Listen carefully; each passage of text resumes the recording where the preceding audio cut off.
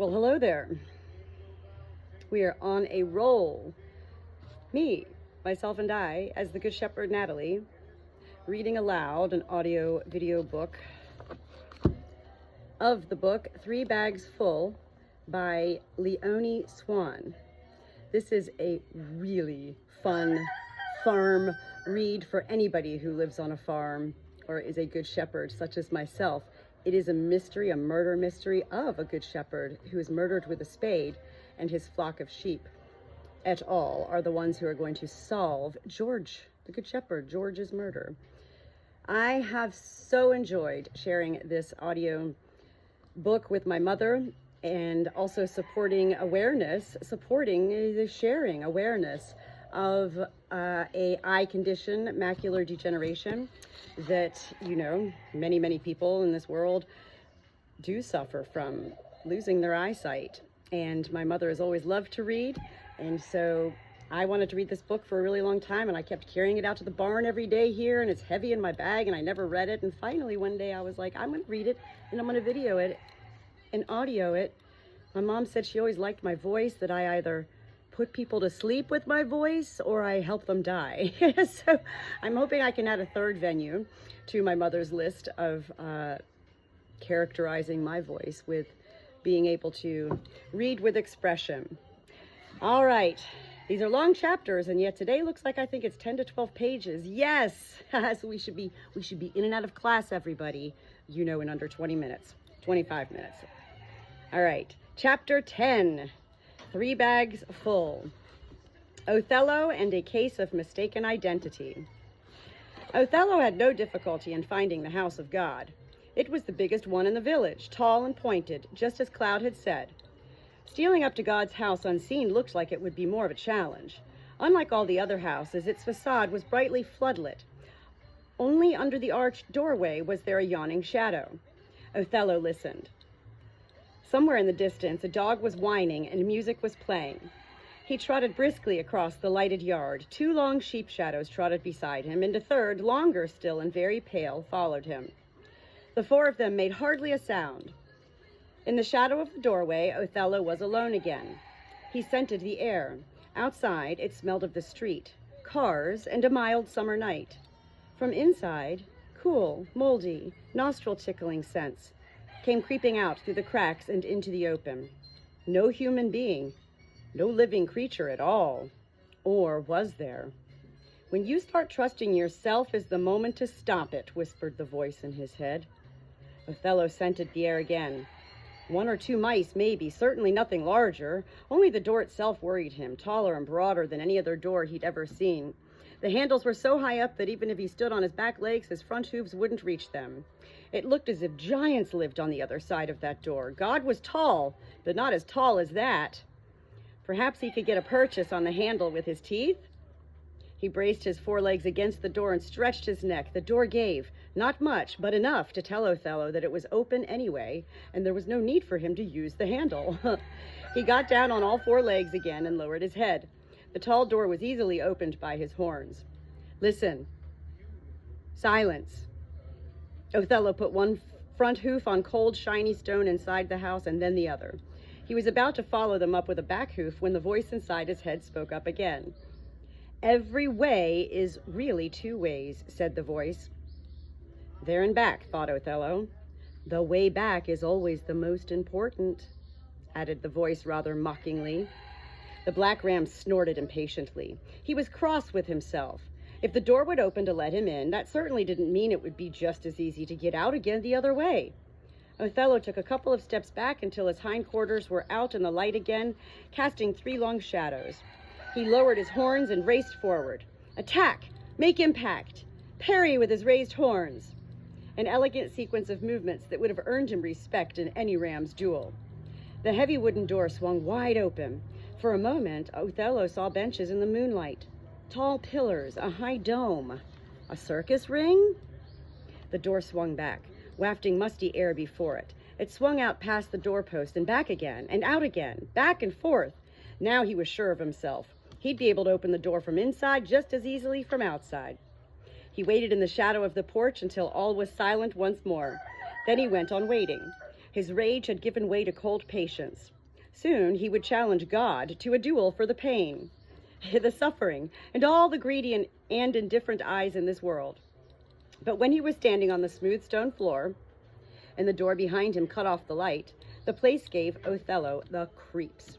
Too much here reminded him of the circus. The organ that could play cheerful music to accompany the most dreadful things, the empty benches for the audience, the platform. It had the props for the performance on it, a microphone, a rostrum, and a small bench. A fence of iron spikes with burning candles. Othello could just imagine unfortunate creatures being driven over that fence day after day for the amusement of the audience. No doubt what Cloud had witnessed was one of those performances. Othello was glad to have tracked God down. The show must not go on. Ho, I got to underline that one. I am a big person. Let's take a pause here, chapter 11. I am a big lover of cliches. And I cleaned a headstone one time, and I'd been telling my mom, who I'm reading this book, I'd been telling my mom for a week straight, Mom, there's no rest for the weary, there's no rest for the weary, there's no rest for the weary. And then at the end of that week, I went and I cleaned a headstone at a cemetery. And when I finished cleaning the headstone, the very final words read, "There is rest for the weary." I love when cliches and metaphors are flip-flopped around. The show must not go on. That's a good one. All right, let's get back to chapter 11. He trotted past the rows of benches. A thick red carpet muted the sound of his hooves. The red carpet was only for the human artistes. Woe to any animal who accidentally trod on it. But Othello couldn't care less just now. Then he heard a sound, a small tormented sound, like a door that needed oiling. Or could it have been an animal? Or a human? Othello peered cautiously along the rows of benches. Thick dust danced in the moonlight before him. There was a framework behind the dust, and on it hung a human form, more dead than alive. Was that what had made the sound? Othello shuddered. The helpless victim of a knife-throwing act. It didn't look like an accident. Whoever had thrown the knives had known just what he was doing. When Othello came even closer, he realized that the sound couldn't have come from the human figure. Cloud was right. You couldn't smell any blood. And Othello suddenly realized why. The figure was made out of wood. Oddly enough, this didn't make Othello feel any better.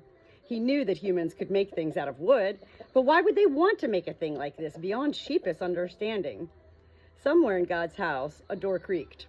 Footsteps. God? The long-nosed man had appeared through a side door on the other side of the room, carrying a small dancing light. Soundless as a shadow, Othello glided past the benches and crossed a strip of moonlight to the wall. There was a wooden shed against the wall with a heavy velvet curtain in front of it. Behind the curtain was a musty smell and a trace of fear. Othello hesitated. The dancing light came closer. Othello mounted a wooden step and disappeared into the shed. The folds of the curtain swung back and forth, but the man walked past. So he doesn't know everything, thought Othello triumphantly. The four-horned ram didn't move a muscle. When the curtain had stopped swinging, he looked cautiously around the wooden shed. A bench, a barred opening in one side. Perhaps to air the box-like shed. A transport crate for humans? That would fit the smell. People had been frightened in here. From outside came a metallic sound, not too close. Excuse me.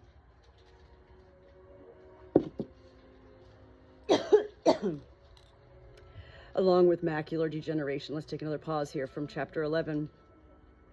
Along with macular degeneration awareness, me reading aloud is therapeutic in itself. I have actual esophagus issues, Barrett's syndrome, achalasia, hernia, all sorts of different things. I've had surgeries and procedures done, and so I am often needing to take a sip of something while reading aloud. This is really good for me to be doing. This is like a full circle moment for me to be reading this book aloud. I'm not doing this for, I'm not doing this for any other reason other than what I'm sharing I'm doing it for. All right, Natalie, let's get back. Good Shepherd, let's get back to this God character. Where was I? Othello decided to venture a glance. If you peered past the folds of velvet, there was a fine view of the space outside. The long-nosed man was standing on the rostrum, doing something in a desultory way to the fence with the candles on it. Now and then he looked at his watch. He was waiting for something. For a while, nothing happened. Then there was the sound of creaking outside and something dragging its way over the gravel, coming closer and closer. God turned expectantly. The big door swung open, sweeping over stone, caught an uneven place in the ground. Quivered with the impact. Light fell through the tall opening. Not cold moonlight, but the yellow glow of the floodlights outside. Othello waited in suspense. A figure appeared in the light, as short as a child, but so wide that it could hardly get through the doorway. It was wheeling along like a strange hybrid of man and machine. A thick-set black outline with a wreath of tangled hair, golden in the floodlights. Wheeling along soundlessly now over the smooth stone floor, motionless but moving. For a moment, Othello felt it was about to take off. He caught a bewildering scent of metal and bitter medicine, of oil and wounds healing over, and under that a smell he recognized. Ham? The long-nosed man smiled gently. How good to see you recovering. How good to see you coming to me in your trouble. His hands dug into warm, fragrant wax, but not all the fragrance could drown out the stink of bitter sweat that he was suddenly giving off. Suddenly, Othello realized that God hated the butcher more than anyone else, more than he must have hated George. The butcher seemed to know it, too. Child-sized, he wheeled past the long-nosed man without so much as looking up, making straight for the wooden figure. I haven't come to you, he said. I've come to him. The other man hunched his shoulders as if a sudden frost had fallen. He said nothing. So Othello discovered that God was afraid of the butcher, too. While Ham stared at the wooden figure in silence, the long-nosed man moved nervously around it in a niche. He was waiting for the butcher to go. Othello peered cautiously out through the heavy curtains and waited, too. Time went by, and Othello could smell the long-nosed man getting more and more nervous. Finally, the butcher's moving chair turned. It wheeled soundlessly to the doorway, out of the door, creaked and dragged its way over the yard, and was gone. Relief hung in the air like quivering mist. God went cautiously up to the door and looked out. He braced his whole weight against the door to free it where it had caught on the stone. When the door had closed and the golden light was banished outside, the long-nosed man felt noticeably better. He was even humming. His peculiar dress moved like water in the moonlight as he passed the rows of seats on his way towards Othello's shed. Othello quickly withdrew his head, but God must have noticed something. He stopped right in front of the box-like shed. The soft fabric rustled as his hand pushed the curtain back. Othello lowered his horns. The box shook, but no light fell in. God had gone into the other side of the shed, and Othello decided it was time to go. But as he turned, the boards creaked under his hooves. Ah, said the long-nosed man, so there you are. Sorry you had to wait. I only have to leave the church unlocked for an evening, and in he comes, he laughed. Othello didn't move a muscle. Do you want to make confession? The voice sounded as gluttonous and sticky as the resin oozing from pine trees. Othello kept quiet. Only joking, the voice whispered through the grating. I'm really glad you came. I was beginning to be afraid you wouldn't. But this is important, you see. I kept my mouth shut over George. I won't do it again. I have my conscience, too. Involuntarily, Othello snorted. Don't laugh, wailed the voice outside. Just leave Ham alone. I don't know if it was you, Lot up on the cliffs. If so, it was an idiotic thing to do. But that must be the end of it. Do you hear? If Ham dies, it'll all come out. You ought to know that yourself. Anyway, Ham's no danger. Why would he suddenly do something now? He wasn't all that fond of George. He was his cameras and his butcher shop and the TV. He's happy with that. No, there's no need for you to worry about Ham. It was easy to tell from God's voice that he was very worried about Ham himself. That seemed strange to Othello, who had scented the depth of the long-nosed man's hatred for the butcher. He began thoughtfully chewing a piece of leather hanging loose from the upholstery of the seat inside the shed. He wasn't afraid of the man anymore. He was even looking forward to attracting his attention. With Kate around, said God, it's safe enough. As long as Kate's here, Ham won't do anything to frighten the horses, especially now she's a free woman again. He may even be glad that George is dead. So leave Ham alone, do you hear? Othello made a rasping sound, and the long-nosed man took it as agreement. Good to know that you see it the same way, he said. Suddenly his face was very close to the wooden grating, and as for the business with the grass, he whispered. Othello's head moved close to the wooden grating, too, until it was only a few centimeters from God's nose. God's nose was twitching restlessly. Othello was surprised to hear him suddenly broaching such a sensible subject as grass. But now the long-nosed man had stopped talking and was staring through the grating with glittering eyes. "Is that you?" he asked. Othello kept quiet. Suddenly God shot out of his side of the box and pulled back the curtain in front of Othello. Moonlight streamed in. For a moment, neither of them moved. Then Othello bleated, a terrible, aggressive bleat that echoed right through the room. The long-nosed man gave a high, shrill scream. He ran past the rows of benches, stumbled and fell, got to his feet again, leaped over the iron fence with the candles with a single great clumsy movement, and disappeared through the small door through which he had come. Pleased, Othello watched him go. When Othello left God's house, this is such a good book. I love this book. Sorry. When Othello left God's house, 2 sheep shadows were trotting beside him again, and one long, very pale shadow was trotting ahead of him. But the night birds in the trees saw something strange that disturbed the symmetry of the shadows in the light. For there was a 4th shadow, a shadow trotting along the same way behind Othello, a very shaggy shadow with long, curved horns. Like the clouds, calm and well-fed as the clouds, smelling sweetly of their youthful multitude, they grazed the pasture in the first light of dawn. Guessing nothing of the night that had crept away over the grass, it still crouched under the dolmen, its stars, like dead eyes among bones. No wonder they didn't twinkle. He knew that the dolmen had been built as a caravan for death, with no wheels, of course, because death can wait. You didn't need a spade to prove that death was patient. On the other side of the dolmen, youth gazed, his own youth, with strong limbs and a sense of joy in its belly, but stupid, so stupid that you could almost feel sorry for it in its happiness. On the other side of the dolmen was the meadow that couldn't exist, the way back. He had looked for it all over the world, under smooth stones on the far side of the wind, in the eyes of night birds, in pools of quiet water. All he had seen there was himself, and that would soon have been too much company for him, if he hadn't found the way back. It sat behind his ears laughing, so no wonder he hadn't been able to find it anywhere in the world. He had been carrying the way back with him all the time, but only in the tips of his fleece, where the rain cooled it, where it tickled him, but he didn't notice it. Too many parasites in his wool, and you couldn't be sure that the way back wasn't one of them. The way back is always the most important, said the leaves. They said the same everywhere, and you had to believe them. They were the fragrant, breathing fleece of the world, even though it always grew away from you, in flight from the withered brown. But when the air began to smell of cold smoke, when swallow-flying time and dark days came, brown covered the ground all the same. Then you had to watch out in case it caught hold of your houses, your hooves, and crawled up your legs like tiny spiders. His legs itched. It wasn't a good idea to think of the spiders. They tried to chill his heart and crawled into his nose. But the leaves were right. Even in swallow-flying time, they whispered from the hedge-groves, from the holly bushes, the ravenous ivy and the undergrowth, the little pine trees, and his own shivering soul. The way back is always the most important. He believed them all.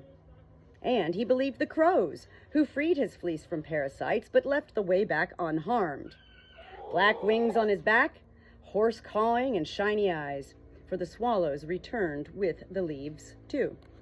Now the way back had curled up like a woodlouse into a single step to be taken. Beyond that step they were grazing. They were like clouds of wintry breath, warm and alive in an empty world. He saw the black ram among them, the ram with the angry soul and all the scars under his fleece. The black ram belonged here now. Who could fix it for someone to belong somewhere? George had known how to herd sheep together and then drive them apart better than any sheepdog. George should have herded him, too, with all the scattered sheep, right into the middle of the way back. But George had looked too deep below the dolmen to stone and bone. He saw the one who was like a quiet pool of water, saw his belly hanging slack. Those horns wound like the way, curving and proud as his own. His soul galloped ahead. But he himself still stood there watching his soul go. No one had told him that the last step was the impossible one. Sadness, enough to make you howl at the moon the way his crows secretly did when they thought he wouldn't notice. There was no bridge to take him over that last step, no ford where the water wouldn't be so deep. He hadn't expected to drown at the last step. his horns bored into the passing night like screws. And yes, there was a ford after all. You could build it with words, ancient words, lovingly kept safe in the soul all those years, thought out like magic spells. Now he was looking for them, but his soul had grown so large, so bewildering and crowded. There were ways after ways after ways, all the ways he had ever gone, and he couldn't find the words any more. He must, though. It must be done quickly, because the fleecy ones were as ephemeral as wintry breath, and the silent shepherd already sat under the dolmen with his blue eyes gleaming. Day came up slowly above the sea and threatened to drive him away again as it had driven him away those last 4 days. The 5th day... I'm so sorry, the 5th day. The 5th day was the day of the way back. He hesitated. Look at that, I messed up on the last sentence of chapter 11. How did I do that? Well, I'll tell you how. Because I love when I get stumbled upon reading a word out loud, I had to go back and circle the word ephemeral. Ephemeral? Ephemeral? I've always had a little bit of difficulty pronouncing such words.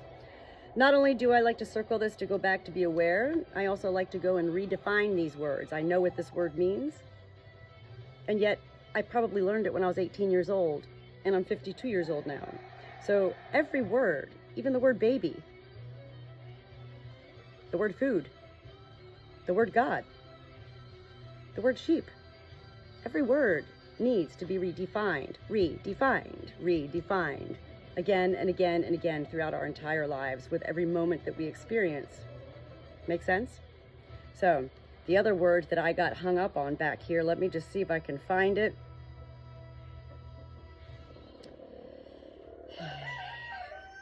It was something with those crows. Oh, I would just want to know what the word Ford means. F-O-R-D. I've never heard of that before. So those are the things I do for me. And what's this?